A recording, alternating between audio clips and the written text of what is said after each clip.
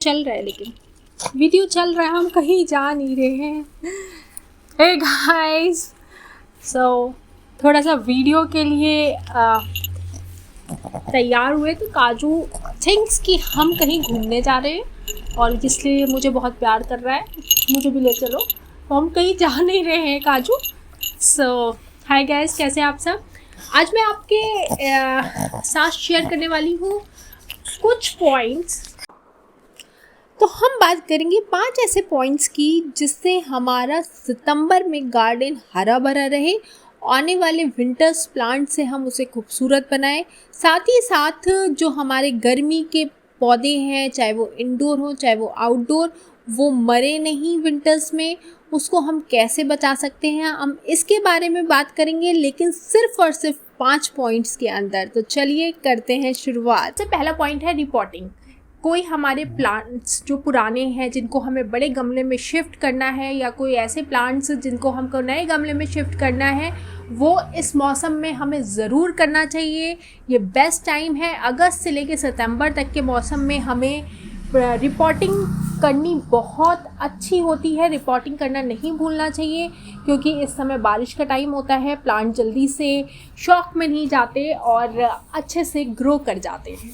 कुछ ऐसे प्लांट्स होते हैं जो समर्स के होते हैं और विंटर में आते आते वो स्लीप मोड पे चले जाते हैं, लाइक मोगरा, अर्डेनियम, 9 o'clock। ठीक है, ऐसे बहुत सारे प्लांट्स होते हैं जो समर्स रिलेटेड होते हैं, बट वो विंटर्स में बिल्कुल स्लीप मोड में चले जाते हैं। तो ऐसे प्लांट्स को आपको प्रून करके छोड़ देना है। प्रूनिंग करनी बिल्कुल भी नहीं भूलिए सितंबर के टाइम पे, क्योंकि प्रूनिंग करने से उनकी जो एनर्जी है वो सेव हो जाती है और फिर वो एक नए सीज़न में नई ग्रोथ के लिए रेडी हो जाते हैं। है कंपोस्ट। सो आपके जितने भी समर प्लांट्स हैं, अभी मैं सिर्फ समर प्लांट की बात कर रही हूँ, विंटर प्लांट्स की बात नहीं कर रही हूँ। विंटर प्लांट्स हमारे गेंदा, पिटोनिया, जो भी फ्लावरिंग प्लांट्स इस सीज़न में आएंगे वो होंगे, हम उनकी बात नहीं कर रहे हैं। हम सिर्फ समर्स प्लांट की बात कर रहे हैं, चाहे वो इंडोर हो चाहे वो आउटडोर हो। हमें सब में कंपोस्ट डालना है, ऑर्गेनिक खाद हमें डालनी है, चाहे वो आप गोबर खाद यूज़ करते हो चाहे वर्मी कंपोस्ट यूज़ करते हो। आपको हर गमले में, गमले के साइज़ के हिसाब से, अगर 12 इंच का गमला है तो 2 मुट्ठी खाद डाल दीजिए, अगर उससे छोटा है तो 1 मुट्ठी खाद। लेकिन आपको हर गमले में खाद डालनी है, ये बहुत ज़रूरी है। क्यों ये बहुत ज़रूरी है? क्योंकि विंटर्स आते ये सारे प्लांट्स स्लीप पे चले जाते हैं और इनको एनर्जी के लिए आप इन्हें खाद देते हैं, ताकि वो 3-4 महीने ये उस खाद से अपना काम चला सके। ये ग्रो तो नहीं करते, लेकिन सोते सोते उससे अपनी एनर्जी लेते रहते हैं। सो गाइज, इन प्लांट्स को आप खाद देना बिल्कुल भी मत भूलिए। सितंबर इज़ द बेस्ट टाइम, इसके बाद आप मिस कर जाएंगे।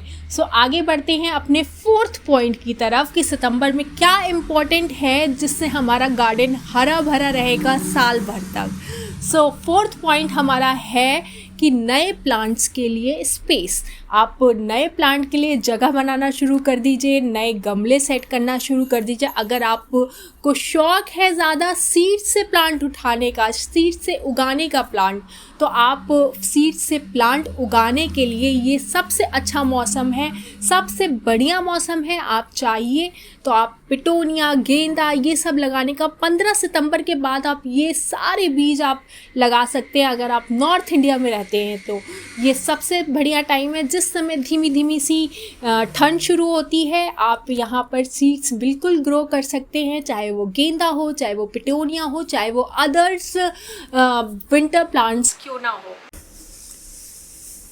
आप अगर वेजिटेबल गार्डन का शौक़ रखते हैं तो आप इस समय बहुत सारी सब्जियां उगा सकते हैं, जैसे कि गाजर हो गया, गोभी हो गई, पालक हो गया, धनिया हो गई। धनिया अगर आप बिगनर हैं, नहीं उगा पाते, तो ये बहुत अच्छा टाइम है धनिया उगाने का। आपको ईज़िली उग जाएगी धनिया, आपको बहुत मेहनत नहीं करनी पड़ेगी। गर्मियों में ज़्यादा मेहनत करनी पड़ती है धनिया उगाने के लिए। सो गाइज़, इस समय तो बहुत अच्छी अच्छी वेजिटेबल्स आती हैं। सो मैं कहूँगी अगर आपको शौक़ नहीं भी है तो फिर भी थोड़ा ट्राई करिए, बहुत मज़ा आएगा। कैप्सिकम आप बहुत ईज़िली उगा सकते हैं, पोटैटोज़ उगा सकते हैं, टमाटो का भी टाइम है, पम्पकिन्स हो गया। पपाया हो गया, they all are grown very well in these seasons. तो आप अगर देख रहे हो कोई वेजिटेबल्स या फ्रूट्स, तो आप ये सारी सब्जियां इस समय लगा सकते हो। आप अगर चाहो तो बीज से लगा सकते हो, बीज से नहीं लगाना चाहते तो अपनी नियर बाय नर्सरी से छोटे छोटे प्लांट्स ला के लगा सकते हो। सो आगे बढ़ते हैं नेक्स्ट पॉइंट की तरफ। सो जितने भी विंटर प्लांट हैं उनको ना फॉग, जो ओस गिरती है, जिसे हम रात में फॉग गिरना या ओस गिरना कहते हैं, जो मॉर्निंग और रात में गिरती है विंटर्स में, उन्हें विंटर जितने भी प्लांट है, चाहे वो डहेलिया हो गया, चाहे वो पिटियोनिया हो गया, चाहे वो गेंदा हो जाए, एस्टर हो जाए, कोई भी प्लांट्स आप ले लो, ये सारे प्लांट्स को ओस बहुत अच्छी लगती है, फॉग बहुत अच्छा लगता है रात में जब इनके ऊपर गिरती है। लेकिन इसके ही विपरीत जितने भी गर्मी के प्लांट हैं, चाहे वो मोगरा हो, चाहे वो आपका किसी भी वैरायटी का इंडोर प्लांट हो, एग्लोनीमा हो, कोई भी आप प्लांट ले लो, 9 o'clock, ये सारे प्लांट्स में अगर ओस गिरे तो प्लांट डेड भी हो सकते हैं, मर सकते हैं। सो गाइज, मेरा सजेशन है कि ऐसे प्लांट्स को आप ग्रीन नेट के नीचे रखें और जितने भी विंटर प्लांट हैं उनको खुले आसमान के नीचे रखें। सो आपको कुछ ऐसा अरेंजमेंट करना चाहिए कि आपको थोड़े पार्ट पे ग्रीन नेट लगाना चाहिए, जो कि बहुत इंपॉर्टेंट है गर्मियों में धूप से बचाने के लिए और ठंड में ओस से बचाने के लिए। सो ग्रीन नेट लगाना मत भूलें। सो गाइज़, ये थे कुछ पॉइंट्स, और भी बहुत सारी ऐसी छोटी छोटी चीज़ें हैं जो आप कर सकते हो अपने गार्डन को सुंदर बनाने के लिए। अगर आपको ऐसे वीडियोस अच्छे लगते हैं तो प्लीज़ मुझे बताइए। आप मेरे शॉर्ट्स भी देख सकते हो इंस्टाग्राम या यूट्यूब पर। ये था छोटा सा इंफॉर्मेटिव वीडियो जिसमें आपको सितंबर के टाइम भूलना नहीं है क्या करना है और क्या नहीं। सो गाइज़, आप अगर बहुत अच्छा गार्डनिंग का शौक़ रखते हो तो ये छोटी छोटी चीज़ें करो सितंबर में, बहुत इंपॉर्टेंट है। जिनके सीजन्स आ रहे हैं उनके लिए भी और जिनके जा रहे हैं उनके लिए भी।